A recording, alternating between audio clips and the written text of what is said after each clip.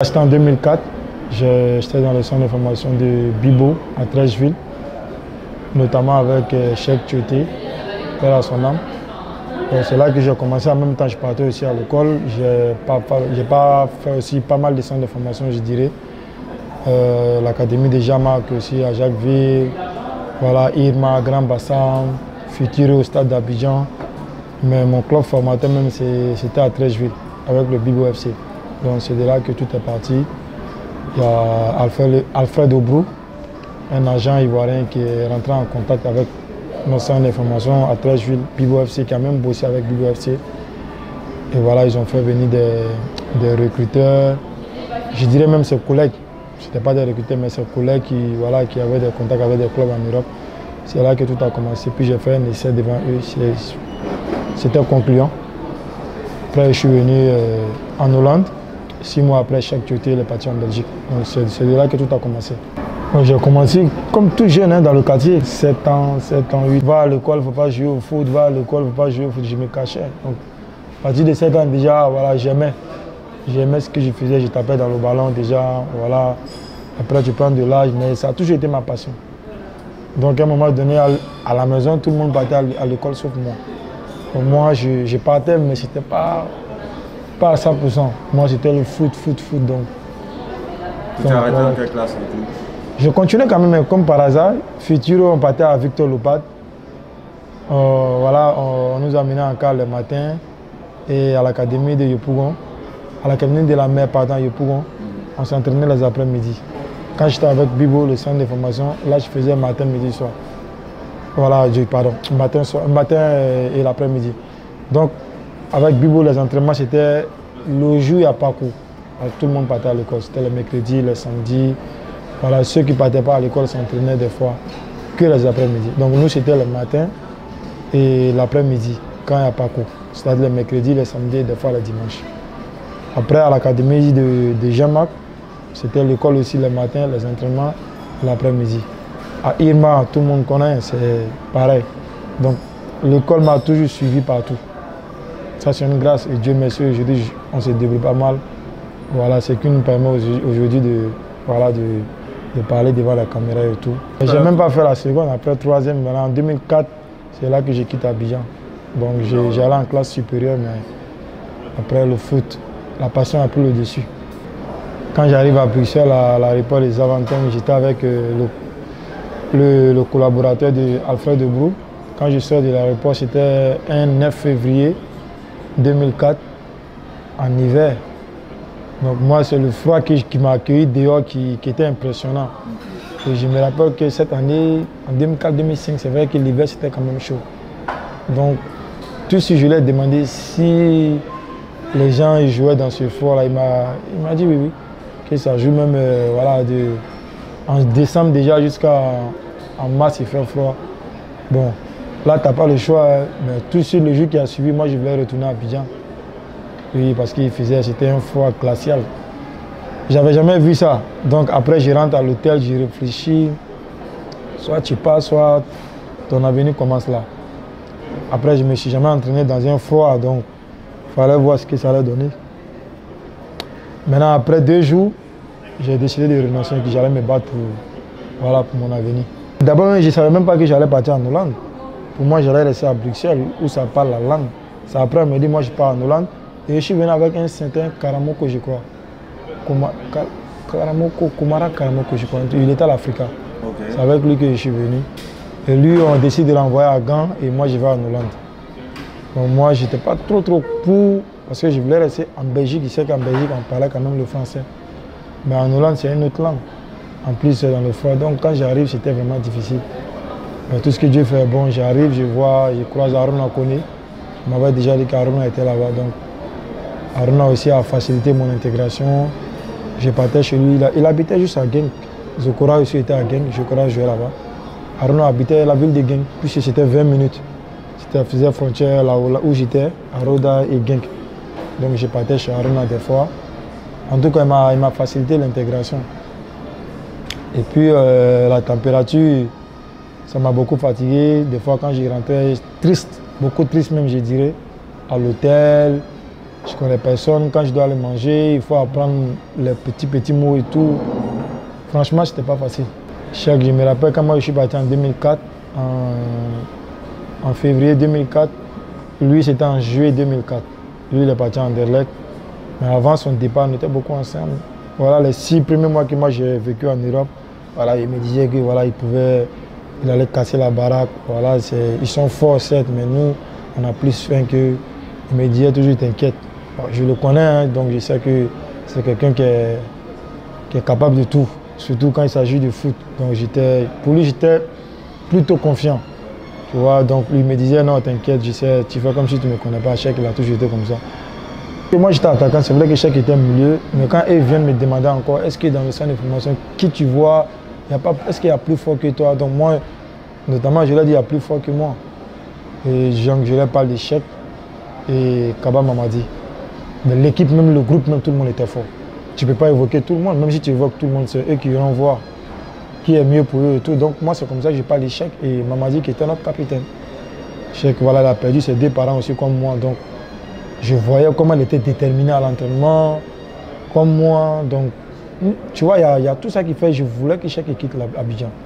Donc c'est comme ça que je leur parle de Cheikh et tout de suite quand ils sont arrivés, ils n'ont pas hésité de prendre Cheikh. Et après, Cheikh, c'est vrai qu'il y a eu des moments aussi difficiles quand il est venu en Anderlecht, mais c'est quelqu'un qui n'a jamais lâché. Et après, ça s'est vu, tout le monde a connu Cheikh Tioté. Donc c'est le boulot qu'il a abattu surtout qui a fait que et voilà, tout le monde l'a connu comme ça. C'était pas évident. C'est vrai qu'étant jeune, on ne mesure pas trop l'ampleur de nos dégâts quand on est jeune. Voilà, on fait un peu de n'importe quoi, on va en discothèque, les femmes à gauche, à droite. Mais à un moment donné, là, quand tu commences à prendre de l'âge et à la famille et tout qui est là, les enfants, tu vois que ce n'est pas le chemin à prendre. Et Cheikh, tout de suite, il avait déjà compris ça. Il était beaucoup généreux, il était à fond dans l'islam, dans la religion. Voilà, on envisageait même d'aller faire la Umrah. Avant son décès, il a beaucoup aidé les imams. Voilà, il investissait beaucoup dans les mosquées. Il essayait de finir certaines mosquées. Voilà, il faisait beaucoup de dons, pas mal de dons. Donc c'était ça l'objectif à un moment donné.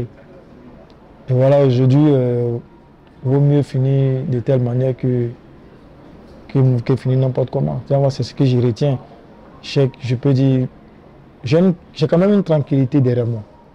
Parce que voilà, il a choisi le bon chemin avant son départ. Moi, c'est ce que je retiens. C'était quelqu'un de généreux qui était à fond dans sa prière.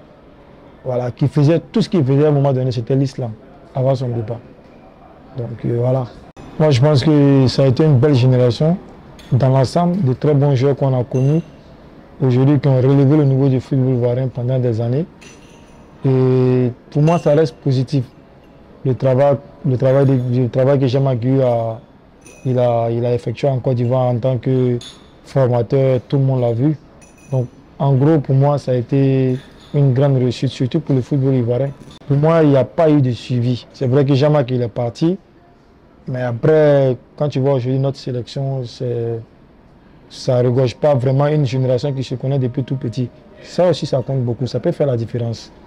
La première génération de Jean-Marc, c'est depuis 1994. Donc 1994, quand tu connais ton ami sur le terrain, même en dehors du terrain, tu sais ce que ça peut faire après 20 ans. Ça reste une famille, personne ne peut vous bousculer. Tu vas prendre Maestro, Copa, c'est des jeunes qui ont joué ensemble, c'est des grands frères qui ont joué ensemble depuis 1994.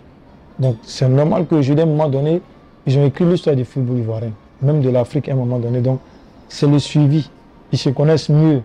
Donc je ne peux pas, je suis un peu inquiet, je dirais même. Parce qu'aujourd'hui, quand tu regardes depuis la CAN qu'on a remportée en 2015, quand tu regardes nos prestations, c'est quand même moyen, je dirais. Tantôt on est content, tantôt il n'y a pas de bons résultats, tantôt on ne joue pas bien. Je pense que je ne peux pas forcément dire que c'est parce qu'il manque d'académie ou un manque de suivi, mais je pense qu'on doit se mettre au travail. J'ai suivi un peu les U23, ils ont une très belle équipe, et là il ne faudrait pas qu'ils s'éparpillent un peu partout. Ça veut dire qu'il faut qu'ils soient suivis, il faut qu'ils gardent pratiquement la même génération. C'est ce que je disais tout à l'heure par rapport à l'académie de Jean-Marc et les jeunes qui se connaissaient depuis. Ça aussi, c'est un atout très important à ne pas écarter. Les jeunes qui se connaissent depuis, qui grandissent ensemble, Voilà, c'est vrai qu'après, il peut y avoir des bons éléments, les binationaux qui se trouvent, par exemple, je sais pas, dans d'autres pays qui sont très bons, qui aimeraient quand même jouer pour leur pays. On peut leur faire appel, mais garder un très bon noyau, je dirais, et ça peut faire mal, surtout cette équipe du U23 qui vient de se qualifier. Ça aussi, c'est possible pour l'avenir. Moi, au moment où je venais avec la sélection, tout s'est passé très bien d'ailleurs, voilà, et jusqu'à ce que je me blesse. Et quand je me suis blessé, je n'ai pas fait le mondial 2010 et le mondial et puis la CAN 2010. Voilà, je suis resté un an sans jouer, mais en même temps, c'est la Côte d'Ivoire, on regorge beaucoup de joueurs, surtout de bons joueurs. Donc, c'est là que je perds ma place. Parce qu'après moi, voilà, je ne dirais pas après moi, je veux dire, pendant que j'étais blessé, il y a eu Mas Gradel qui est revenu en 2012, Bonnie Wilfried, Doumbia Seydou, qui joue pratiquement le même poste que moi, et Lassina Traoré. Voilà, pas mal de joueurs qui pouvaient aussi s'exprimer pour leur pays et on les a fait appel. Maintenant, après, on ne peut pas appeler tout le monde, même quand tu reviens des blessures. Moi, je suis resté pratiquement 2 ans en sélection. Voilà, j'ai fait ce que je pouvais. Mais voilà, que ce soit avec les réserves, les U23, l'équipe olympique, voilà, l'équipe A, j'ai fait ce que je pouvais. Maintenant, après, il y a le destin. Je n'ai pas fait de CAN malheureusement. J'ai même raté la CAN 2015. Là où on rapporte, j'ai été présélectionné. Voilà, il y a eu un peu de problèmes au niveau de l'argent qui devrait être décaissé pour aller à la préparation à Dubaï. Ça a mis du temps. Donc finalement, voilà, Hervé Renard a préféré partir avec 23 au lieu de 27. Donc, en même temps, je n'ai pas lâché, j'ai toujours bossé. Je n'ai pas fait d'éliminatoire avec les éléments de Hervé Renard, mais j'ai quand même été présélectionné pour aller au stage pour la CAN 2015. Finalement, je ne suis pas parti, je remets ça sur la volonté de Dieu. Voilà, ce n'était pas écrit. Voilà, dans la vie, c'est comme ça. Tu peux faire une bonne carrière, ne pas gagner des trophées. Tu peux gagner des trophées aussi. Et puis voilà, ne pas forcément faire une bonne carrière en club. Mais ça peut marcher pour toi en équipe nationale. Moi, je me dis, tout le monde est différent. Tu peux être frustré, mais si toi, tu veux être frustré et ceux qui n'ont pas eu, par exemple, à ton niveau, qu'est-ce qu'ils diront? Donc, je me dis que quelque part, il faut mettre ça. Moi, je ne peux pas toujours écarter ce côté-là. Je me dis que c'est Dieu qui a voulu. Donc, à un moment donné, c'est comme ça, moi, je vois. Mais en même temps, ça ne peut pas écarter le fait que tu ne sois pas frustré. Forcément, il y a de la frustration. Voilà, tu as fait les éliminatoires, mais au dernier moment, tu te blesses. Tu vois, moi, quand je regarde, par exemple, la France qui remporte la Coupe du Monde, et le capitaine de cette sélection, pendant les éliminatoires, au dernier moment, il se blesse. Il ne va pas à la Coupe du Monde et la France est championne du monde. Mais lui, il n'est pas champion du monde. Parce qu'il a fait pratiquement les éliminatoires. Il a tout fait, mais un mois, oui. Et donc, il y a forcément une frustration. Et lui, il a tout de suite dit, tu vois, ben, moi, je n'ai pas été le capitaine de cette sélection, donc j'ai participé aux éliminatoires comme tout le monde. Je ne suis pas parti, je mets ça sur le compte de Dieu, c'est Dieu qui a voulu. Voilà, maintenant, après, c'est sûr qu'il y a de la frustration. Ben, tu ne peux pas dire non, je suis trop dessus, il y a une déception, non. Après, la vie continue, quoi. Moi, si je me bats que je perds, ça peut se comprendre. Mais quand tu ne te bats pas et que tu perds, ça, je le dis, je ne suis pas battu. Si on veut prendre les 2 premiers matchs, il y a eu quelques éléments, mais si tu as 9 qui se battent, on ne pourra pas voir les 2 qui ne se sont pas battus. S'il y a 9 qui ne se battent pas, et qu'il y a 2 qui se battent, tu vas seulement dire que Mas Gradel a fait bon match, Zaha a fait bon match, et puis c'est tout. C'est ce que tu vas dire. Mais quand tu regardes le contenu contre l'Algérie, on a perdu, mais est-ce qu'on a été autant dessus que les 2 premiers matchs? Je dirais non. Donc le contenu est tellement important quand on se donne. Mais quand tu regardes les 2 premiers matchs, même quand tu gagnes la Namibie, mais les 15 premières minutes, la première mi-temps contre la Namibie, quand tu regardes, tu te demandes mais comment est-ce qu'on a fait même pour marquer 4 buts? Mais le problème, c'est les résultats qui comptent. Même à un moment donné, tu vois même les gens dire, hey, les gars, l'essentiel c'est de gagner, c'est un tournoi. On s'en fout, jouer mal même et puis on va gagner. Moi personnellement, je n'aime pas accuser l'entraîneur. Parce que l'entraîneur va jamais venir prendre mes jambes pour courir. Ça c'est moi, je vois que c'est comme ça. Il y a les entraîneurs, pour moi, un entraîneur, il fait 40% pour une équipe. Je ne peux jamais dire 80%. Pour moi, un entraîneur ne peut jamais faire 80% pour 80% du boulot de son équipe. Il va peut-être faire les 40%, les 60%, c'est les joueurs, c'est les acteurs, c'est ceux qui sont sur le terrain. L'entraîneur, il est certes critiqué, mais quel entraîneur pourra venir, voilà, aujourd'hui en Côte d'Ivoire, faire une équipe et puis il va courir à leur place? Non, c'est aux joueurs eux-mêmes. Tu ne peux pas reprocher. Voilà, moi, regarde par exemple, je vais vous prendre le cas de. Je ne dis pas que les autres sont. Tout le monde est différent. On a tous un ADN différent. Séré Dié, quand tu le prends, sa façon de se battre, même quand tu perds, tu es content parce qu'il a mouillé son maillot.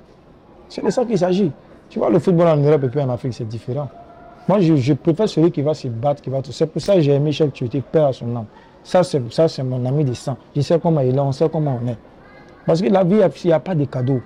Mais tu ne peux pas forcément t'appuyer sur tes qualités. Si c'était ça, on a beaucoup de joueurs de qualité hein, qui n'ont pas fait de carrière. Il y en a plein. Même de l'académie G-Mac dont on parlait, il y en a beaucoup de joueurs dont on ne peut pas citer le nom, que peut-être même vous savez. D'autres, ils ont été sérieux, mais ils n'ont pas su faire de carrière. D'autres, par contre, n'ont pas été sérieux, tant pis pour eux. Mais je me dis à un moment donné, quand tu as le privilège de devenir footballeur professionnel, il faut se battre. Et surtout quand on parle de la Côte d'Ivoire. Voilà, parce que c'est une grande nation de football, il faut se battre. Moi, je n'ai pas aimé notre deux premiers matchs, mais j'étais content de notre dernier match. Et la finalité, c'est quoi? On a perdu, on est rentré à la maison. Mais les gens disaient que c'était mieux de jouer mal, peut-être qu'on allait gagner. Parce que depuis qu'ils disent ça, on a mal joué les deux premiers matchs, mais on a gagné. Mais moi, je donne de l'importance au contenu. Il ne s'agit pas de gagner, mais tous les jours, tu peux ne pas faire bon match, tu vas gagner, mais un jour, ça va te rattraper. C'est ça le problème. Il ne faut pas dire j'ai mal joué, je vais gagner. J'ai mal joué, non, un jour, ça te rattrape. Ce qu'on retient quand on regarde les critères, j'ai vu le mérite largement la sélection ivoirienne. Il a dit qu'il ne peut pas accumuler certains postes. Je ne peux pas écarter ce qu'il dit sur ça. On ne peut pas écarter ce qu'il dit. Mais à un moment donné, je me dis que j'avais, avec son expérience des CAN, nous tous on le sait, et c'est un habitué de la compétition. Il avait sa place. Maintenant, quand tu parles d'accumuler les postes et tout, sans manquer de respect aux autres, Gervais n'est pas un joueur qui vient dans un groupe où tu parles d'accumulation de postes, je suis désolé. Gervais, il a prouvé par A plus B que c'est un élément important de notre sélection, même quand il était avec les plus âgés. Donc aujourd'hui, il devient l'un des doyens de cette sélection. Pourquoi ne pas l'appeler? Maintenant, il a ses raisons, mais je pense que quand on regarde les critères, Gervais mérite la sélection. Parce qu'on a vu les matchs, on savait beaucoup de matchs, les 3 matchs ou les 4 matchs qu'on a vus de la sélection, on savait très bien que Gervinho était capable. S'il y avait 7-8 joueurs qui étaient importants pour la sélection, est-ce qu'il allait les écarter? Qui étaient aussi présidents des clubs qui voulaient son départ, je ne pense pas qu'on allait les écarter. Voilà, là, ça allait peut-être devenir autre chose. Mais je pense que comme Gervais, il était seul, voilà, si vraiment c'est vraiment le problème, je pense qu'il n'a pas bien fait pour moi. Je pense que Didier peut faire du bien à la sélection. Ça, c'est sûr, et à la fédération. Il peut changer beaucoup de choses que nous, on déplore. Moi, par exemple, je suis beaucoup pour les infrastructures. Je suis contre le fait qu'on ne paye pas les joueurs des fois. J'ai horreur de ça. Parce que je sais comment c'est difficile le foot. Moi, j'étais à Abidjan et fait un séjour à la SEC, 2 mois même d'entraînement. J'ai échangé avec beaucoup de jeunes et j'ai mal pour eux. Des fois, je ne parle pas des joueurs de la SEC parce qu'ils sont bien traités, mais je parle des jeunes que je connais qui ne sont pas à la SEC. Voilà, ça fait mal. Ils ont une famille, ils ont peut-être des enfants. Mais quand tu ne les payes pas, là, donc eux, ils se réveillent le matin, c'est pourquoi. D'abord, le football, il faut dire, tu mets quand même ta vie en danger quelque part. Tu peux te blesser, tu peux avoir un arrêt cardiaque, mais je ne peux pas aller tous les matins à l'entraînement. À la fin du mois, je ne suis pas payé. Si Didier arrive, peut-être qu'il va corriger ça. Je suis pour la candidature de Didier Drogba. Si il va pour régler ces détails-là. Maintenant, je ne rentre pas au fond de la fédération, je ne maîtrise pas. Je ne sais pas ce qui se passe là-bas. Mais si Didier va venir apporter ce changement-là, moi, c'est que je déplore. Il y a toujours, peut-être 5 ans, 6 ans, jusqu'à 10 ans même, jusqu'à aujourd'hui, il y a des joueurs qui se plaignent pour dire qu'on n'a pas de salaire. Mais pourquoi ils n'ont pas de salaire? Est-ce qu'ils ne méritent pas leur salaire? Pourquoi ils ne sont pas payés? Pourquoi il n'y a pas d'infrastructure? Il ne peut pas compter sur les subventions pour ne pas payer les joueurs. Les subventions, pour moi, c'est énorme. C'est 70 à 75 millions l'année pour une saison. Pourquoi un joueur va venir se plaindre qu'il n'a pas reçu 200 000 dans les 75 millions? Pourquoi? Donc, moi, est-ce que la fédération ne fait rien pour ça? Moi, je ne suis pas d'accord pour ça. Si Didier va venir changer ça, qui vient changer ça? Quand on parle le sujet de terrain, moi, je vais dire le sujet de terrain, je peux dire peut-être 30%. Le 70%, ce n'est pas le sujet de terrain. Le 70%, c'est le changement. On ne peut pas écarter Didier ne connaît pas le terrain, il ne connaît pas certaines situations. Mais peut-être que quand il va venir, il va connaître ça. Mais eux, le problème réel, eux, le problème où il n'y a pas d'infrastructure, eux, le problème où on ne paye pas les joueurs, il y a tout ça là qui est dedans. Peut-être que Didier va venir changer ça. Mais je pense que Kalou Bonaventure, je dis les maires, va voir. Est-ce que lui-même, ça l'intéresse aussi? À savoir. Parce que ça m'étonner que ça l'intéresse. Mais est-ce qu'il veut vraiment? Est-ce que le fait qu'il soit occupé ici à va voir ne l'empêche pas aussi de venir à la fête? Sinon, moi, C'est maintenant que j'ai appris la candidature de Didier. Mais moi, avant, dans le futur, c'est Bonaventure que moi je voyais. Parce que lui, il a déjà fait les deux. Que ce soit l'Afrique, il connaît. L'Europe, il connaît. Voilà. Mais je pense que si, aujourd'hui, pourquoi aujourd'hui on soutient beaucoup la candidature de Didier? On sait, il y a des problèmes au niveau de la fédération. Il y a des problèmes. Mais moi, je ne peux pas rentrer dedans parce que je ne connais pas. Moi, personnellement, je n'ai jamais eu de problème avec eux. Même le vice-président aujourd'hui, c'est quelqu'un de... Il est apprécié par beaucoup de personnes. Moi, je l'aime personnellement. Mais moi, ce que j'aurais reproché à cette fédération, c'est le fait que les joueurs se plaignent.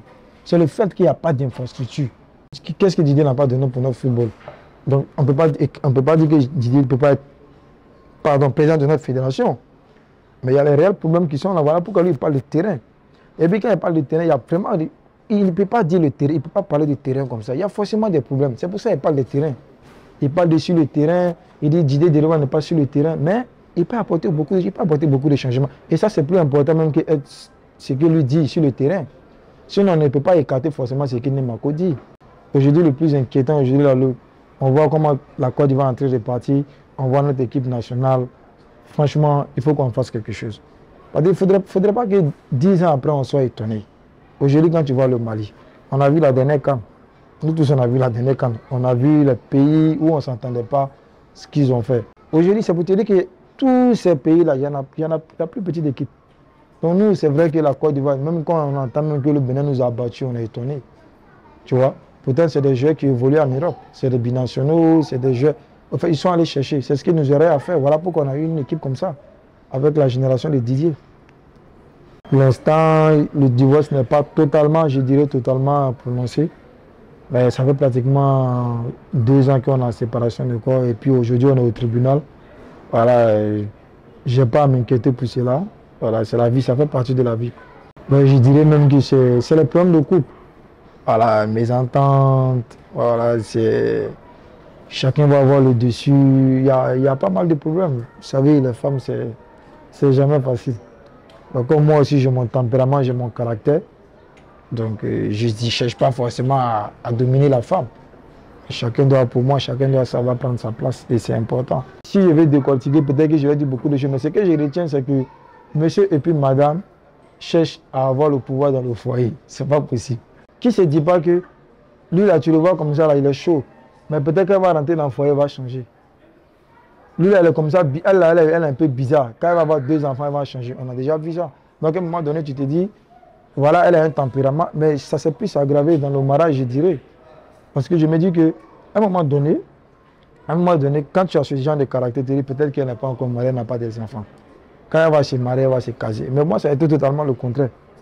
Et je suis un footballeur, j'ai plus besoin de tranquillité que de bagarres en couple, voilà, que des disputes en couple. Il y a des enfants, ils sont petits. Donc, je n'ai pas grandi avec la cuillère dans la bouche. Je viens d'un bas quartier, enfant voilà, qui s'est débrouillé dans la rue. Donc, j'ai forcément mon caractère, mon tempérament. Surtout quand tu perds les 2 parents. Donc, à un moment donné, ça te forge, tu deviens un homme, tu ne te laisses pas marcher dessus. Donc, nous, on a ce tempérament-là. On est comme ça. Donc, moi, j'ai un tempérament très fort. Mais ça ne fait pas de toi un homme, ça fait pas de moi un homme qui est méchant et tout. J'ai mes principes, j'ai fait ma prière, mais à un moment donné, je n'ai pas été élevé comme ça. À l'époque, c'est l'époque de mes parents, où maman ne peut pas parler et tout. Aujourd'hui, on ne parle pas de ça, on parle de respect. Si une femme s'est oubliée, elle parle d'émancipation, moi, elle ne me fait pas ça. C'est quoi le respect? À un moment donné, si ton homme, moi, je te prends un exemple. Si toi, Guillaume, je sais que tu es plus âgé que moi, tu parles d'un sujet où tu n'as pas forcément raison. Et peut-être après, quand on va les regarder, mais on va voir que tu n'as pas forcément raison. Mais nous deux, on se dispute et ça devient chaud. Qu'est-ce que je vais faire? Dans mon éducation, je vais me taire. Pourquoi? Parce que tu es mon grand frère. Mais ça ne veut pas dire que forcément que tu as raison. Si j'étais une femme, j'allais dire que je suis quoi? Soumise. C'est ce que j'allais dire, que je suis une femme. Si j'étais une femme, mais je ne suis pas une femme. Donc on dira que le jeune, là, il est respectueux. Parce que je n'étais pas répondu. Mais si je te réponds en tant que grand frère, tu as dit quoi? Peut-être là même, il a quoi? Il a foutu, il se prend pour qui? Après, ça va dégénérer. Mais je m'étais. Mais du moment où je m'étais là, ça m'enlève quoi? Au contraire, ça m'a grandi. Moi, ça m'a enlevé. C'est à peu près le même pour moi. Je pense que c'est la même chose comme quand tu es dans le couple avec ta femme. Là, on parle de soumission. Je ne peux pas parler à ma femme sans qu'elle me réponde. Je n'ai pas marié un homme. Je ne peux pas dire à ma femme, ça, ne fais pas ça et puis elle va faire. Je n'ai pas marié un homme. Donc, à un moment, c'est ça qui est manque de respect. Voilà, c'est tout cela qu'on appelle manque de respect. Moi, je ne peux pas accepter ça, c'est difficile. Même à un moment donné, il faut savoir faire la part des choses. Quand c'est compliqué, tu fais quoi? Tu te mets en face de ta femme, tu évoques le sujet, vous parlez. On parle de mariage. Si tout de suite, il y a un obstacle, toi tu prends tes affaires, tu dis c'est bon, c'est que tu n'étais pas prêt à un moment donné à te marier. Essaie d'expliquer les choses, essaie de parler. Si c'est difficile, va voir ceux qui ont été déjà mariés. Ils vont essayer de parler. Mais si à un moment donné, elle ne comprend pas, toi, tu n'as pas passé toute ta vie. Moi, je souffrais de la perte de mes 2 parents. Je ne peux pas encore venir souffrir dans le foyer. Pourquoi? Je me suis battu pour être ce que je suis aujourd'hui. Pourquoi venir souffrir dans le foyer? Pourquoi? Non, je ne peux pas. La douleur d'un parent, de 2 parents, si j'ai perdu mes 2 parents, j'ai eu mal. Je suis surmonté. J'avais 13 ans. J'ai essayé de fonder une famille avec une femme. À un moment donné, il faut même comprendre ceci. Et puis, je ne vais pas aussi écarter le fait qu'elle ne soit pas aussi l'enfant de quelqu'un. Voilà, je ne viens pas pour venir battre ma femme. Je ne viens pas pour dire fais ça, fais ça. Non, non, non. Comme je t'ai dit, ça c'est l'époque de nos parents. On n'a pas aujourd'hui là sur le respect. Chacun n'a qu'à savoir prendre sa place. C'est important. Mais quand toi, tu penses que toi tu ne peux pas accepter parce que tu es trop égoïste, parce que toi tu es une femme, parce que c'est pas parce que toi tu es la femme, toi tu vas laisser pour toi. À un moment donné, vous êtes pareil. Parce que moi je ne vais pas le laisser. Toi tu ne vas pas le laisser. Donc à un moment donné là, on est pareil. Alors que tu ne peux pas vivre avec un garçon dans la maison. Pour l'instant, j'ai quelqu'un dans ma vie. J'ai quelqu'un dans ma vie. Je ne me suis pas encore marié, mais j'ai quelqu'un dans ma vie. Et c'est tant mieux. J'ai la peur de que c'est ce que je recherche. Ouais, ça fait pratiquement 2 ans hein, depuis que je ne suis plus avec ma femme. Voilà, peut-être que des fois, tu sais, des fois, les gens me disent il a trouvé une nouvelle femme. Voilà, les gens, c'est pour ça il a laissé. Les gens me disent ça se voit. Moi, dans mon cas, là, c'était le contraire. Mon entourage disait que j'ai trop peur de ma femme. Mon entourage disait que je suis trop fan de ma femme. Pourquoi? Parce que j'ai beaucoup pardonné. Parce que j'ai beaucoup accepté. Pourquoi? Parce que ici, il y a mes enfants. Ils sont encore petits. Donc, je ne dois pas écouter les gens de dehors pour dire je divorce. À un moment donné, là, il faut laisser le temps à ta femme. Fais-le faire comprendre que tu n'aimes pas ça. Tu n'aimes pas ça, tu n'aimes pas ça. Arrête, il y a les enfants. Il faut arrêter. Si tu à un moment donné, ça ne passe pas, il faut partir. Je ne sais pas si parfois je peux parler des problèmes d'ego.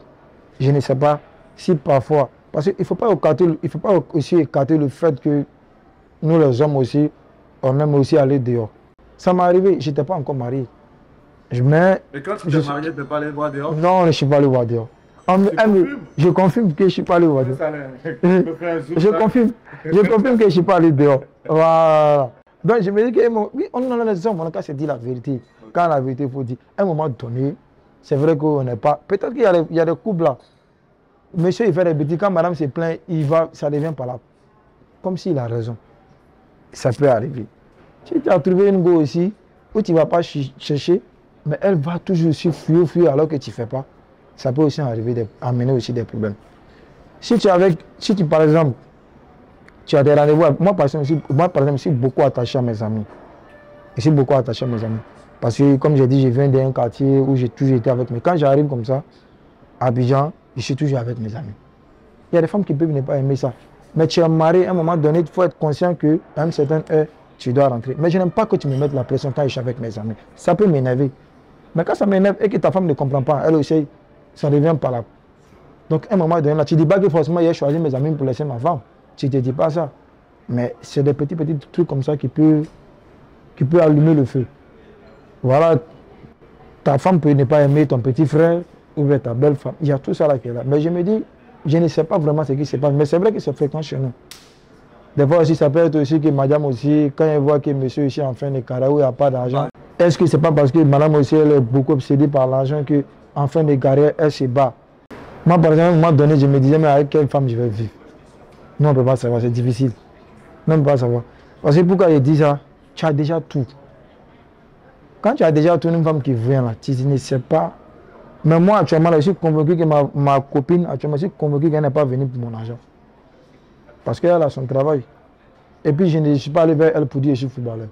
Si après elle a su, forcément, elle va savoir. Mais moi, je ne vais pas en tant que footballeur. Tu vas en tant que footballeur, si elle est avec toi, après, tu vas lui dire, tu vas te rappeler de ce que tu lui as dit le premier jour. Tu lui as dit que tu es footballeur, voilà pourquoi elle est venue vers toi. Va honnêtement, en toute humilité, comme tout le monde, tu vas. Si elle t'a accepté, elle t'a accepté. Peut-être que tôt ou tard, elle saura. Forcément, même elle saura si elle t'accepte. Donc je me dis qu'à un moment donné, ça dépend, il y a trop de choses. Peut-être que c'est l'argent. Mais moi, je pense qu'on ne peut pas savoir. Tu ne peux pas savoir, c'est impossible. Aujourd'hui, moi j'ai 34 ans, je suis en fin de carrière. Peut-être que je vais encore jouer 2 ans et arrêter de me consacrer à ma famille. Parce que toute ma vie, voilà, mes enfants, je n'ai pas profité en tant que tel avec pas mal de soucis, que vous savez. Mais je pense qu'aujourd'hui, le plus important, c'est la famille. Puis les jeunes aussi qui veulent devenir comme nous, le chemin il est long. Voilà, il peut y avoir des blessures, des problèmes de famille, problèmes de femmes. Il y a pas mal de choses. Mais de consacrer beaucoup leur vie à Dieu, de beaucoup prier. Parce que c'est un métier aujourd'hui, il y a beaucoup de choses, certes, mais qui est devenu de plus en plus difficile. Donc, à travers ton interview, je pense que c'est le message que je peux donner aux jeunes joueurs. Et de faire beaucoup très attention. Parce qu'il y a des divorces, que des amis blancs que moi je connais, ça les a coûté beaucoup de sous. Et aujourd'hui, c'est chaud, comme on le dit dans notre jargon. Ils sont presque en faillite à cause de ces petits détails. Donc je pense que c'est important et puis surtout savoir avec la femme avec laquelle tu te mets, quoi. Ça fait aussi partie de ton parcours. Tu n'as pas une bonne femme à la maison, tu as une femme qui te prend beaucoup la tête, ça peut jouer sur toi au boulot. Si tu n'es pas fort dans la tête, comme nous, c'est différent. Si nous, femme par femme, on sait ce qu'on est venu chercher. Donc, voilà, c'est un peu comme ça. Je pense que c'est ce que je peux leur donner comme conseil. Puis merci aussi à toi aussi. Et puis, voilà quoi. En tout cas, je suis content de ma carrière aujourd'hui. C'est une grâce.